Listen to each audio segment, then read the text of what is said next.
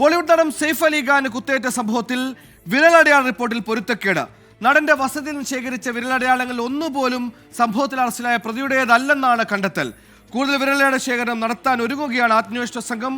അതേസമയം പിടിയിലായ യഥാർത്ഥ പ്രതിയല്ലെന്ന സംശയം കൂടി ഇതോടെ ബലപ്പെടുകയാണ്.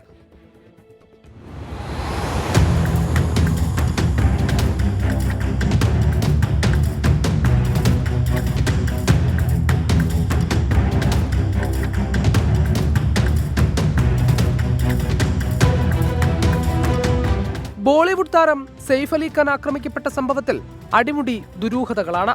ആക്രമണത്തിന് ശേഷം സെയ്ഫ് അലി ഖാന്റെ വസതിയിൽ നിന്ന് കണ്ടെത്തിയ 19 സെറ്റ് വിരലടയാളങ്ങളിൽ ഒന്നുപോലും അറസ്റ്റിലായ ഷരീഫുൾ ഇസ്ലാമിന്റെ വിരലടയാളവുമായി ചേരുന്നില്ല. CID വകുപ്പാണ് ഇക്കാര്യം മുംബൈ പോലീസിനെ അറിയിച്ചത്. ഇതോടെ അന്വേഷണ സംഘം ആശയക്കുഴപ്പത്തിലായി.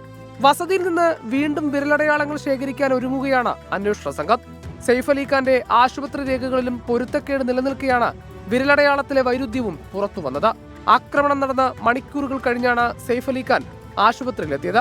ഫ്ളാറ്റിൽ നിന്നും പരമാവധി 20 മിനിറ്റ് മാത്രമേ ആശുപത്രിയിലേക്കുള്ളൂ.